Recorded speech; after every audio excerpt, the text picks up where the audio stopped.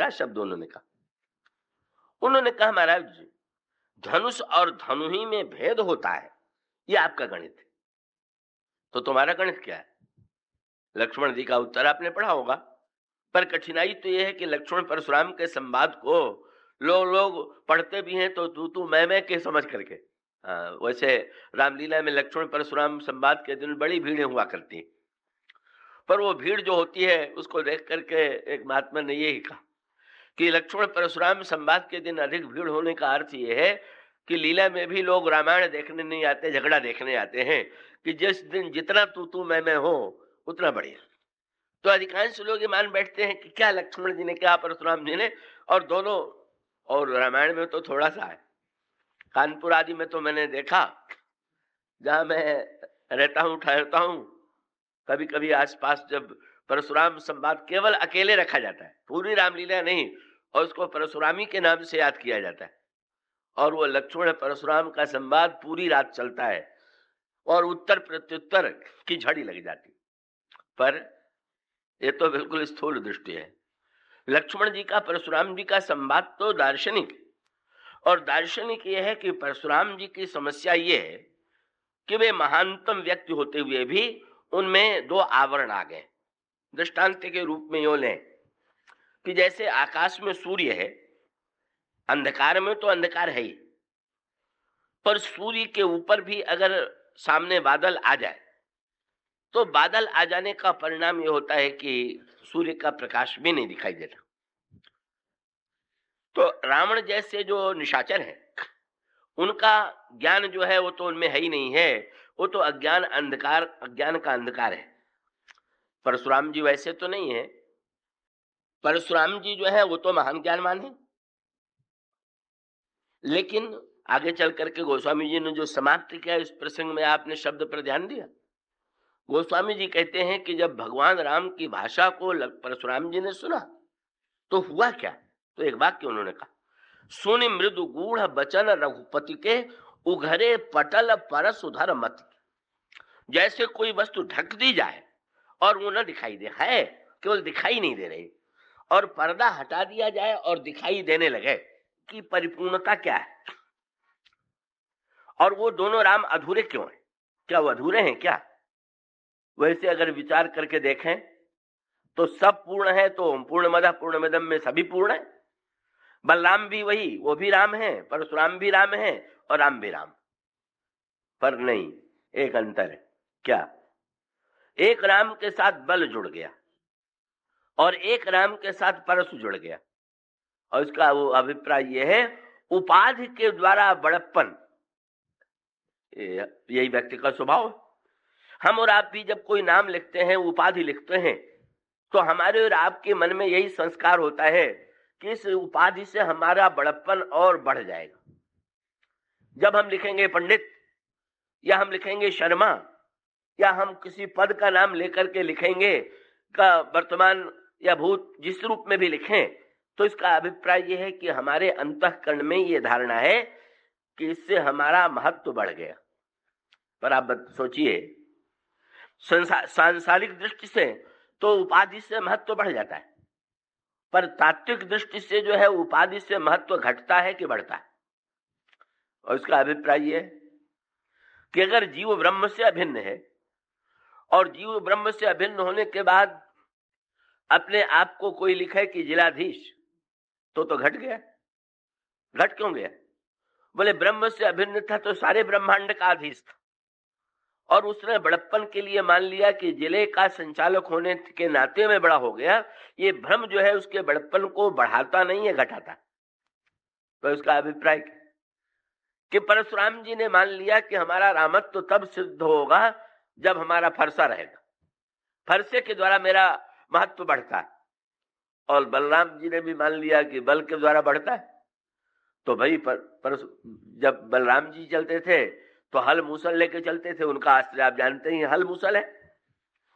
परशुराम जी का फरसा है, और भगवान राम भी तो धनुष बाण लेके चलते थे। लेकिन उन दोनों ने अपने नाम के साथ बल और परशु जोड़ करके प्रसन्नता का अनुभव किया, पर इन राम का नाम किसी ने धनुष राम तो नहीं रखा। ये क्या हुआ भाई? ये क्यों धनुष राम? धनुष राम से बड़े होंगे कि छोटे हो जाएंगे? परशुराम होकर के बड़े हुए कि छोटे हो गए? बलराम बड़े हुए कि छोटे हुए? वो तो बहुत मीठा व्यंग्य प्रभु ने किया का बस एक सांकेतिक सूत्र है। महाराज दशरथ ने सोचा कि राम को सिंहासन पर बैठा दे तो राम राज्य हो जाएगा, पर भगवान राम की यात्रा और भरत की यात्रा का क्या है कि अगर एक राम राजा रहेंगे तो क्या राम राज्य हो जाएगा? क्या बिल्कुल नहीं होगा। तब आप गहराई से विचार करके देखिए तो उस पूरी यात्रा में भगवान राम ने सबको अपना रूप दे दिया। और उसका अभिप्राय क्या कि जब केवल राम ही राम रहेंगे तो राम राज्य होगा। एक व्यक्ति के राम राजा होने से रामत्व तो सब में होगा। अगर एक में रामत्व तो राम हो और अन्य में रावणत्व तो हो तो क्या राम राज्य कहलावेगा? क्या उसका अभिप्राय ये हुआ कि भगवान श्री राघवेंद्र यहाँ तक के राक्षसों को भी से लड़ते हैं, उन पर प्रहार भी करते हैं तो उनको मुक्ति देकर के अपने में लीन बना लेते हैं। और इसका अभिप्राय है कि श्री राम मान करके चलते हैं सब कुछ जो कुछ है वो राम, मैं ही हूं। यह है श्री राम के अहम की पूर्णता। राम ही राम सर्वत्र हैं। और उन्हीं की इस धारणा को श्री भरत ने भी इसी भावना को श्री भरत ने पूरी तरह से अनुभव किया। श्री भरत किससे मिलने जा रहे हैं? श्री राम से। मार्ग में कौन मिलते हैं? कोई ब्रह्मचारी, कोई बाणप्रस्थ, कोई गृहस्थ, कोई सन्यासी, कोई ब्राह्मण, कोई क्षत्रिय, कोई वैश्य, कोई कोल किरात। अब देखें दृष्टि, श्री भरत जी क्या करते हैं? करी प्रणाम पूछहि जेहि तेहि, मिलहि किरात कोल बनवासी, वै खानस बटु गृही उदासी। और करी प्रणाम पूछहि जेहि तेहि, केहि बन राम लखन बैदेहि। और बड़ी अद्भुत बड़ा दार्शनिक वाक्य है। जिस व्यक्ति ने ये कह दिया कि चित्रकूट में मैंने श्री राम का दर्शन किया, तो श्री भरत जी ये नहीं मानते थे कि बड़ा सौभाग्यशाली है कि इसको प्रभु का दर्शन हुआ। अब तो श्री भरत जी क्या मानते थे? वो स्वामी जी का जो वाक्य बड़ा अनोखा, बोले राम के दर्शन से व्यक्ति राम का कृपा पात्र नहीं बनता है, वो तो साक्षात राम बन जाता है, राम से अभिन्न हो जाता है। इसलिए गोस्वामी जी का वाक्य क्या है कि जे जन कहीं कुशल हम देखे, ते जन मनहु राम सब लेके। बोले तो साक्षात राम ही है। ये जो अद्भुत आंखें हैं। कल श्री भरत ने निषाद राज के गांव में सोने का एक टुकड़ा देखा। तो सोने का टुकड़ा क्या था? श्री सीता जी आभूषणों को धारण किए हुए हैं और आभूषणों के कुछ टुकड़े गिर पड़े। अच्छा, सोना और सोने का टुकड़ा अगर हमारे आपके सामने हो, हमें आपको तो प्रत्यक्ष अंतर दिखाई देगा, बड़ा स्थूल गणित होगा। बड़ी मात्रा में सोना बड़ी मात्रा में है और छोटा टुकड़ा छोटा है। पर श्री भरत जी क्या करते हैं? उन्होंने उन कनक बिंदुओं को उठाया और सिर पर रख लिया। कनक बिंदु को जब सिर पर रख लिया तो किसी ने पूछ दिया कि क्या सीता जी का प्रसाद समझ करके श्री भरत जी ने सिर पर रख लिया? क्या अद्भुत बात गोस्वामी जी कहते हैं। बिल्कुल नहीं। सीता जी के आभूषण का एक टुकड़ा छोटा सा है, ये समझ करके उन्होंने सिर पर नहीं रखा। तब पंक्ति पढ़ लीजिए, कनक बिंदु दुई चारी के देखे, राखे शीस सीय सम लेके।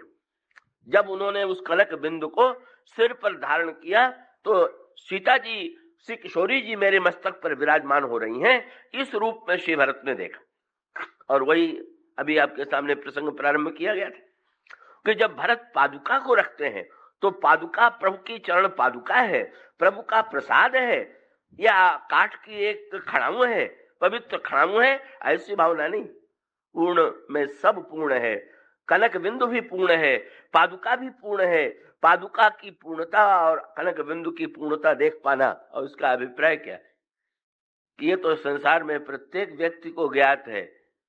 जब हम समुद्र के किनारे होते हैं तो अगणित लगता है कि इसमें अगणित बिंदु, पर कनक बिंदु का अभिप्राय क्या है कि भाई सिंधु में बिंदु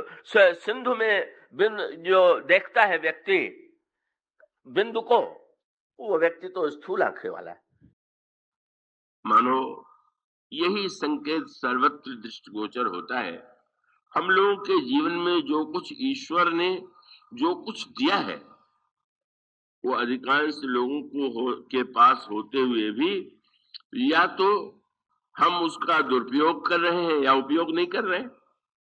इसलिए बस मूल तात्पर्य है कि भगवान शंकर जब यह मान चुके कि भगवान की ने जो रच रखा होगा, और तब उसका तात्पर्य है कि जो भूमिका, जो नाटक भगवान यदि खेलना चाहते हैं, उस नाटक को हम पहले से जान करके अपने आप को क्यों उद्विग्न बनावे, क्यों अनावश्यक हम अपने आप पर चिंता का भार लाद लें। यह जो सूत्र है रामायण का सर्वत्र, यह मानो प्रत्येक व्यक्ति के लिए, जिस तरह से लोग ज्योतिष का उपयोग करते हैं, जिस प्रकार से ज्योतिष को जान करके परेशान और व्याकुल होते हैं, आतंकित हो जाते हैं, वह सही दृष्टि नहीं। और वो सही दृष्टि न होने से ही का आप पाएंगे कि देवर्षि नारद ने जब फल बताया तो उसको सुनकर के हिमांचल और मैना विचलित हुए। पर विचलन के बाद तत्काल उन्होंने कहा, अच्छा मैं इसका उपाय बताता हूं। और उपाय बताते हुए उन्होंने कहा कि जितने अवगुण मैंने बताए हैं, सारे अवगुण का एक व्यक्ति में है और जिनका नाम है शंकर जी।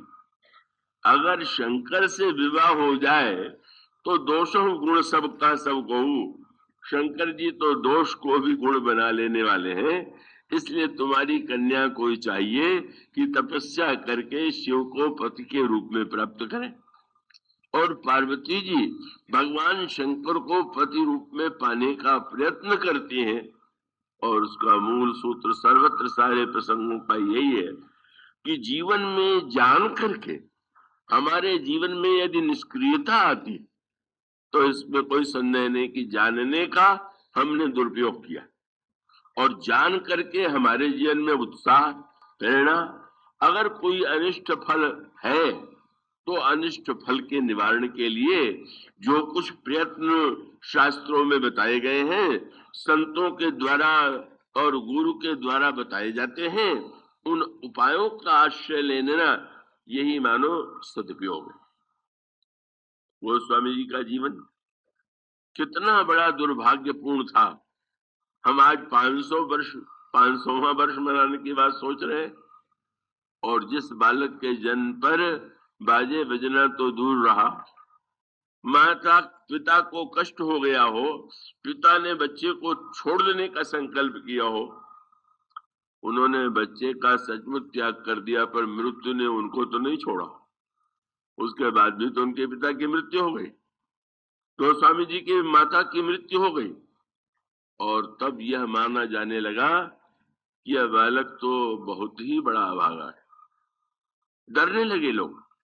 जिस बालक का लालन पालन का इस प्रकार से माता पिता, जिसको पालन करने वाली दासी की भी मृत्यु हो गई हो, यह तो मानो सिद्ध हो गया कि सचमुच ये बालक बड़ा अभागा है। और गोस्वामी जी ने जो वर्णन किया है, गोस्वामी जी ने अपने पिताजी का नाम कहीं नहीं लिखा। पिताजी के प्रसंग में केवल उन्होंने स्मरण अवश्य किया कि जब हनुमान जी की वंदना करने लगते हैं तो उस प्रसंग में वे माता पिता गुरु गणपति शारद कह करके पिताजी के भी चरणों में प्रणाम करते हैं। पर वो बार बार यह लिखना नहीं भूलते हैं कि मैं वह अभागा बालक कि जिसके जन्म के समय पिता को परिताप हुआ, पाप हुआ, कष्ट हुआ। और वह बालक जब भिक्षा मांगने लगा पेट भरने के लिए, गोस्वामी जी ने जो लिखा है, कितनी दरिद्रता, कितना कष्ट उन्होंने बाल्यावस्था में पाया। जब वह भिक्षा मांगने के लिए किसी के द्वार पर जाते थे तो लोग समझते थे रे वह भागा बालक आ गया, आज इसको देख लेंगे तो पता नहीं दिन कैसा बीतेगा। जब भी हम लोगों के दिन में कोई कष्ट आता है तो ये मुंह से निकलता है कि पता नहीं किसका मुंह देखा था। मानो अपना मुंह तो कोई है ही नहीं, उसमें कमी, जो कमी होगी वो दूसरे के मुंह में होगी। कैसी विडंबना है। क्या आप ऐसे निर्दोष हैं? आपका भाग्य ऐसा है कि अगर आपको कोई कष्ट आता है तो पता नहीं किसका मुंह देख के उठे थे। अब गोस्वामी जी तो प्रमाणित अभागे थे।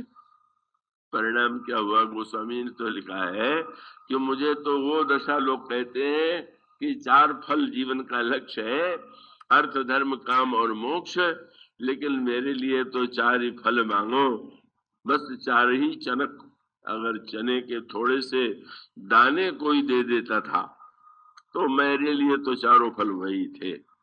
जब गोस्वामी जी ने लिखा कि दरिद्रता से बढ़कर के कोई दुख नहीं है, नहीं दरिद्र सम दुख जग माही, तो दरिद्रता केवल उन्होंने पढ़ा नहीं था, सुना नहीं था, अपने जीवन में भोगा था। आप कल्पना कर सकते हैं कितना कष्ट, कितनी पीड़ा उन्हें मिली, समाज के द्वारा मिली। मैं इस संबंध में अभी अभी एक संस्मरण बता दूं। वो स्वामी जी का जन्म कहाँ हुआ, इसको लेकर के बड़े विवाद है। ये भी कुछ समाज की, मनुष्यों की विडंबना नहीं। जिसके जन्म के समय इतने दुर्भाग्यपूर्ण दिन व्यतीत करने पड़े, आज न जाने कितने दावेदार हो गए कि हमारे यहाँ पैदा हो गए। जिनके पुरखों ने उस बच्चे को भीख देने में भी कष्ट का अनुभव किया, आज उनके वंशज व्यग्र हो रहे हैं कि तुलसीदास कहीं हमारे यहाँ ही पैदा हो, उनके लिए माने जाए। वो उधर पश्चिमी उत्तर प्रदेश में एटा है, उसके पास सोरो है। सोरो के लोगों का आग्रह है कि तुलसीदास जी का जन्म जो है यहीं पर हुआ। बड़े प्रमाण ग्रंथ लिखे गए हैं, शोध ग्रंथ लिखे गए हैं, मंदिर बना हुआ है। और इधर उत्तर प्रदेश में चित्रकूट से कुछ दूर बांदा जिले में राजापुर है। तो राजापुर के आग्रह करने वालों का कथन है कि नहीं, तुलसीदास जी का जन्म तो राजापुर में हुआ। दोनों स्थान में बड़ी दूरी। और तीसरा दावा एक और है, और वो दावा है अयोध्या के पास ही एक और राजापुर है। तुलसीदास जी ने राजापुर का नाम कहीं अपनी पुस्तक में नहीं लिखा है। अगर किसी स्थान का नाम उन्होंने लिया है, न उन्होंने कभी पिताजी का नाम अपने ग्रंथ में लिखा, न अपनी जाति के विषय में उन्होंने कभी कुछ लिखा, और न तो उन्होंने अपने जन्म के गांव का नाम लिखा। लेकिन अब आज तो 500 वर्ष बाद या उसके यानी बीच के वर्षों में या उनके जीवन काल में ही उनके दर्शन से लोग अपने को यह मानते थे कि अगर तुलसीदास जी आशीर्वाद दे दें तो हमारा अभाग्य नष्ट हो जाए, हमारा कष्ट दूर हो जाए। तो वो गोस्वामी जी महाराज के जन्म के लिए एक स्थान और है, वो अयोध्या से दूर थोड़े। गोस्वामी जी ने, आपने रामायण में पढ़ा होगा कि उन्होंने कहा कि जब वो अनाथ होकर के भटक रहे थे, इस बालक को अंत में उनके जो महान संत का स्वभाव होता है, गुरु नरहर दास जी पास में ही उन्होंने इस बालक को देखा और उन्होंने इस अनाथ बालक को अपने आश्रम में रख लिया। तुलसीदास जी ने गुरुदेव का एक दूसरे रूप में गुरुदेव की तो उन्होंने बड़ी महिमा गाई है। गुरुदेव के प्रति उनकी भावना कितनी है वो तो आप रामायण के प्रारंभ में पढ़ सकते हैं। तो गोस्वामी जी महाराज ने यही लिखा है कि गुरु जी ने मुझे 2 वस्तुएं दिया। और 2 वस्तुएं क्या? उन्होंने ये कहा कि पुत्र, माता पिता नहीं है तो मैं तुम्हें दूसरी माता देता हूं, दूसरे पिता देता हूं। संसार में जिनके माता पिता होते हैं उनकी भी तो मृत्यु होती है। तुम्हारे जन्म के समय मृत्यु हो गई तो तुम्हें मैं ऐसी माँ और ऐसे पिता का वो परिचय देता हूं कि जिनकी जन्म मृत्यु होती नहीं। महाराज क्या? तो उन्होंने कहा ये जो राम 2 अक्षर है, रा ही तुम्हारी माँ है और माँ ही तुम्हारे पिता। इसलिए तुलसीदास जी से उन्होंने कहा बस बेटा, बस राम नाम इसको इस रूप में देखो। इसलिए तुलसीदास जी से जब किसी ने पूछा कि ये जो राम नाम 2 अक्षर हैं, इनको आप क्या मानते हैं, तो गोस्वामी जी ने कहा मेरे लिए मंत्र या कोई ऐसी वस्तु नहीं है। मेरे गुरुजी ने जो कह दिया था, क्या बोले, मेरे तो माँ या बाप 2 आखर, ये 2 अक्षर तो मेरे लिए माँ और पिता की तरह, और मैं हूं शिशु अरणी अरो। जैसे कोई बच्चा माँ और बाप पिता को पुकारता है, इसी प्रकार से मैं राम नाम माता पिता के रूप में पुकारता ही रहता हूँ। मानो गोस्वामी जी ने उन माता पिता को खो करके राम नाम के रूप में जिस माँ और पिता को पा लिया, वह माता और पिता जो है वो तो कभी अनंत काल तक, अनादिकाल से अनंता काल तक, यह जिसने भगवान के नाम को माँ के और पिता के रूप में देख लिया, उसे तो माँ के और पिता के वियोग का उसके जीवन में प्रश्न ही नहीं आता। गोस्वामी जी ने इतिहास की एक घटना का बड़ा मधुर उल्लेख किया। उन्होंने, गोस्वामी जी का जन्म जब हुआ था तो अकबर का शासन था, या अकबर के पहले ही गोस्वामी जी का जन्म हो चुका था। अकबर, वो तो मुझे स्मरण आता है, जवाहरलाल जी ने अपने पुस्तक में भारत की खोज में लिखा कि अकबर के काल में एक ऐसा कवि पैदा हुआ जिसकी रचना सारे उत्तर भारत के घर घर में गाई जाती है, वो रामायण है। तो विनोबा जी ने इसको पढ़ करके जवाहरलाल जी को लिखा कि मैं समझता हूँ ये आपने सही नहीं लिखा, कि अकबर के काल में ऐसा कवि उत्पन्न हुआ, आपको लिखना चाहिए था कि तुलसीदास के काल में एक ऐसा राजा हुआ जिसका नाम अकबर। और इसका अभिप्राय है कि सचमुच कई बार ऐसे अवसर आ जाते हैं वो मैं भूल नहीं पाता। एक अवसर अभी में तो 1 वर्ष पहले मिला था, 2 वर्ष पहले, 1.5 वर्ष, वहां पर कानपुर में एक तुलसी उपवन है, और तुलसी उपवन में मैथिली शरण गुप्त की मूर्ति, वहां पर कवियों की, साहित्यकारों की मूर्ति लगी हुई है। तो मैथिली शरण गुप्त जो एक बड़े हिंदी के उत्कृष्ट कवि रह चुके हैं, उनकी मूर्ति स्थापित, तो उसके आवरण के अनावरण के लिए श्री अटल बिहारी वाजपेयी को बुलाया गया था। मुझे आमंत्रित किया गया था अध्यक्षता के लिए। तो अटल बिहारी जी ने ये कहा कि ये ऐसे प्रसंगों में तो राजनीतिज्ञों को महत्व नहीं दिया जाना चाहिए, महत्व तो साहित्यकारों को दिया जाना चाहिए। क्या हम लोगों के यहाँ राजनीतिज्ञों को महत्व देने की ये सही परंपरा नहीं। उन्होंने विनम्रता से जो बात कही वो ठीक अपने ढंग से कही, पर बाद में जब मुझे बोलना था तो मैंने यही कहा कि मैं अटल बिहारी जी से सहमत नहीं हूं कि राजनीतिज्ञों का सम्मान नहीं करना चाहिए। मैं तो कहूंगा खूब सम्मान करना चाहिए राजनीतिज्ञों का, और इसलिए करना चाहिए कि राजनीतिज्ञ भी जानते हैं कि सम्मान उनको केवल जीवन में ही मिलेगा, बाद में नहीं मिलेगा।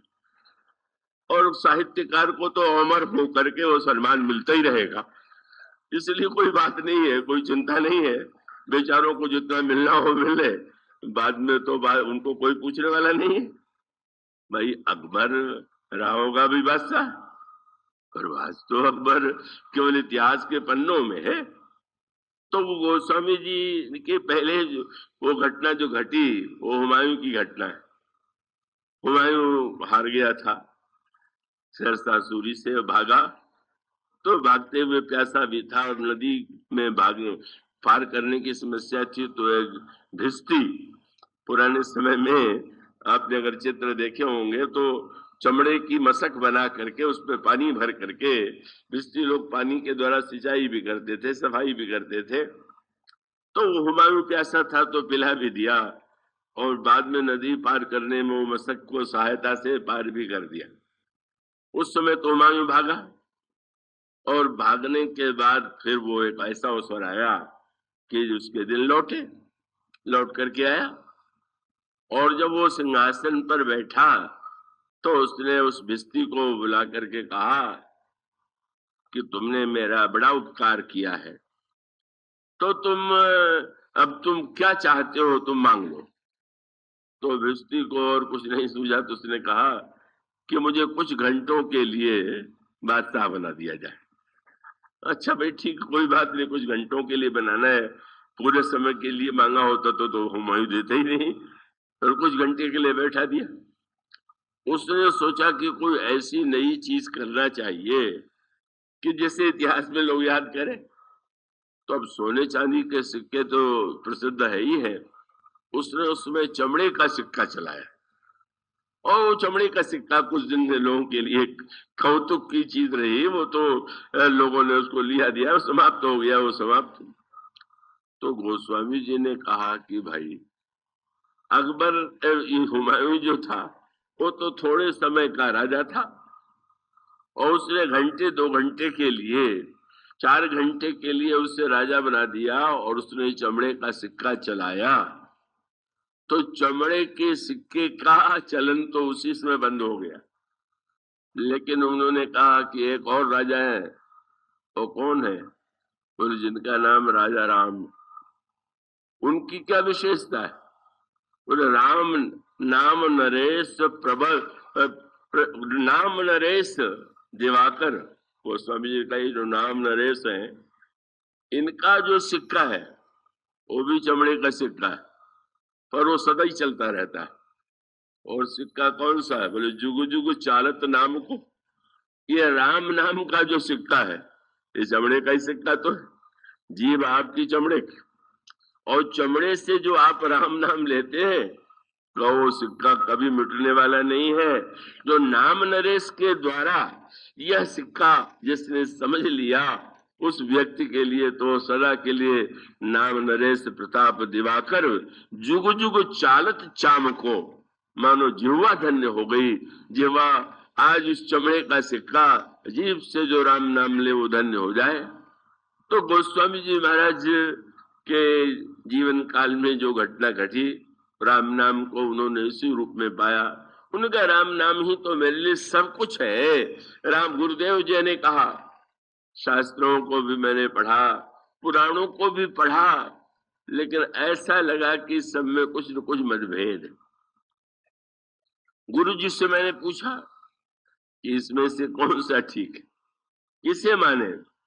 तो उन्होंने यही कहा कि बहुमत बहुपथ पंथ पुराणनी जहां तहां झगड़ो सो। तो गुरु जी ने क्या कहा? बोले गुरु कहो राम भजन नीको मुझे लगत राज डगरो सो। गुरु जी ने कहा बस झंझट छोड़, राम का नाम ले, और उस राम के नाम के द्वारा एक तो गुरुदेव ने उनको राम का नाम दिया, माता पिता है ये तुम्हारे सर्वस्व है। ऐसे माता पिता जो कभी जिनका स्वरूप नहीं समाप्त होता, जिनकी महिमा समाप्त नहीं होती। और दूसरे वो रामायण की कथा सुनाते थे। वो स्वामी जी ने कहा वह कथा सूकर खेत में मैं पुण्य निज गुरु सन सुनी, कथा सुसूकर खेत समझी नहीं तस बालपन तब अति रहूं अचेत। गुरु जी ने रामायण की कथा सुनाई। सुनाने के बाद मैं बच्चा था, उतना समझ तो नहीं पाया, पर न समझ पाने के बाद गुरु जी इतने कोमल थे, इतने कृपालु थे कि तदपि कही गुरु 12 समुझ परी कछुमती अनुसारा। गुरु जी ने बार बार सुनाया, और सुन करके जितना मेरी बुद्धि थी उसके अनुकूल मैंने उसको ग्रहण किया। पर ग्रहण करने के बाद मैं बाद में सोचने लगा कि संस्कृत में होने से शायद समझने में कठिनाई थी, इसलिए मैंने भाषा में उस रामायण को बनाया, भाषाबद्ध कर्म में सोई। लेकिन बहुत बड़ी बात, हम लोग तो जितनी बात करते हैं वो लोक कल्याण के लिए करते हैं, चाहे हो स्वार्थ ही, पर नाम तो लोक कल्याण का ही लेंगे। पर गोस्वामी जी से पूछा गया कि आपने रामायण को जो भाषा में बनाया लोगों का कल्याण के लिए? बिल्कुल नहीं। मोरे मन प्रबोध जय हो, हम दूसरों का क्या कल्याण करेंगे? हमने तो अपने मन को ही प्रबोध देने के लिए ये इस तरह से निर्माण कर डाला या हुआ। और तब गोस्वामी जी ने वस्तुतः ये जो सूकर खेत है, एक तो सोरों को सूकर खेत मानते हैं, और अयोध्या के आगे चल करके जहां पर संगम है 2 नदियों का, वहां भी सूकर खेत के नाम से एक तीर्थ है। तो सूकर खेत का जो तीर्थ है उसी के पास राजापुर भी है। तो अयोध्या के संतों का ये कहना रहा है कि वो बांदा जिले के राजापुर में तुलसीदास जी भले ही रहे हों, लेकिन कभी जाके रहे होंगे युवावस्था में या वृद्धावस्था में, लेकिन जन्म तो इस राजापुर में हुआ। वो विवाद अब वो मेरी स्थिति की बात जहां तक मैं शायद ये कहूं तो बड़ा विचित्र लगेगा कि चित्रकूट के पास जो राजापुर है आज तक मैंने नहीं देखा। इतनी बार कहा गया, वो जब वहां स्मारक बना तो भी कभी मैं गया ही नहीं, क्योंकि मैंने यही कहा कि मेरे लिए तो तुलसीदास जी जिनका जन्म चित्रकूट में हुआ, जिनका पुनर्जन्म हुआ, हमारे लिए तो वही है, हम क्या करेंगे उस राजापुर में जाकर के। तो कभी नहीं गया। पर संजोग इस बार अयोध्या में, क्योंकि प्रभु ने एक स्थान वहां भी बना दिया है, तो अब वहां के अब संतों ने आग्रह किया कि चलो आप तो राजापुर देख ही लो। अब उनकी बात नहीं टाल सका संतों की, तो राजापुर वो ले गए। तो राजापुर ले गए तो एक बात कह करके उन्होंने ये कहा कि सिद्ध हो गया कि राजापुर असली जो है यही, क्योंकि उस राजापुर में तो आप कभी नहीं गए और हम लोगों के कहने से आ गए, तो राजापुर ही है। पर मैंने विरोधी बात कह दी। हुआ ये कि वो प्रबंध ये था कि वहां से लौट करके घर आकर के जलपान या भोजन होगा, बहुत विलंब हो गया और वो जलपान और भोजन आदि की कोई व्यवस्था वहां नहीं थी। तो मैंने हंस करके कहा कि भाई संत जी ने तो इसलिए प्रमाण दे दिया कि मैं आया हुआ हूं, लेकिन भोजन न देने की परंपरा आप भी पालन कर दिया राजापुर वालों ने, इसलिए जरूर ये राजापुर है। वो तो मैंने विरोध में बात कही थी, पर इसका अर्थ यही है कि गोस्वामी जी का जब जन्म हुआ तो बेचारे भूखे रहे, अनाथ के रूप में पले, बड़ा दुख और बड़ा अपमान उन्होंने झेला, पर उन्होंने उस दुख के जहर को पी करके हम लोगों के लिए राम कथा का अमृत दे दिया। यही उस संत की महान देन है। उस महान संत ने उस अपमान के उस घाव को भुला करके ऐसा अमृत दिया, ऐसा दिव्य चरित्र दिया कि जो हम सबके जीवन को धन्य बनाने वाला है। तो गोस्वामी जी इसमें जो निवेदन करते हैं अपने जीवन के संबंध में, अपने अनुभव के संबंध में, और जो संदेश उनके माध्यम से मिला उसकी चर्चा कल से प्रारंभ करेंगे। आज इतना ही। बोलिए सियावर।